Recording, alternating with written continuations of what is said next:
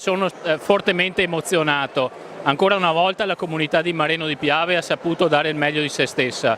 In un mese e mezzo abbiamo organizzato questa manifestazione dove c'è stata una vera gara di solidarietà.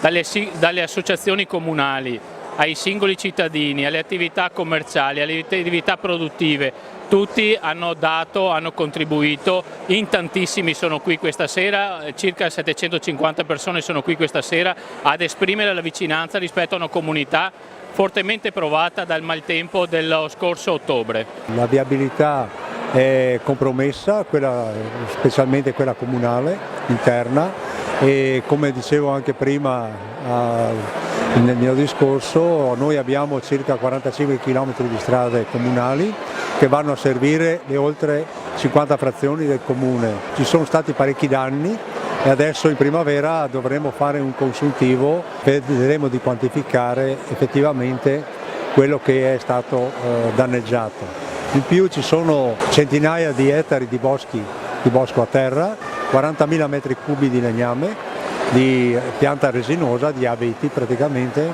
e altrettanti di foglia, e là ci sarà un grosso problema fitosanitario, perché se non riusciremo a rimuovere tutti questi alberi entro un paio d'anni, il bostrico, che è un coleottero che si nutre della linfa che è sotto la corteccia, prima aggredirà tutte le piante a terra e poi aggredirà le piante in piedi, e quindi ci sarà un grosso danno anche dal punto di vista delle risorse comunali, perché noi ogni anno abbiamo degli introiti dalla vendita di questo legname.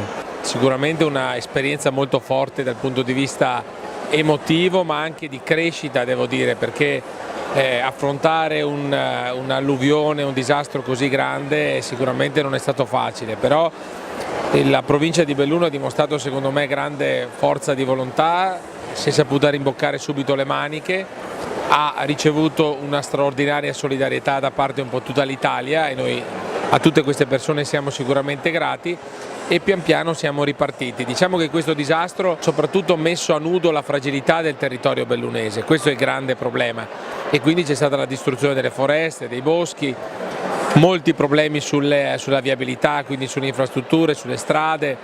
Ora ci dovranno essere messe tante risorse per la messa in sicurezza di tutte queste strade. Poi è saltata la corrente elettrica per tanti giorni, telefonia, qui ci sono state diverse zone del territorio bellunese che sono rimaste isolate anche dalle comunicazioni telefoniche. Non dovrebbe accadere, quindi quello che io penso e dovremmo fare adesso è cercare proprio di migliorare tutti questi servizi. Le associazioni hanno reagito molto bene, molto meglio della precedente edizione, hanno contribuito e partecipato in maniera attiva a questo evento. Evento nato così dire gioco, ha detto dobbiamo fare qualcosa per aiutare queste popolazioni, e di conseguenza ne è nata l'idea, portata in una riunione con tutte le associazioni che hanno subito accolto, come l'amministrazione comunale. Siamo rimasti entusiasti dalla reazione della gente e delle attività commerciali, produttive del territorio.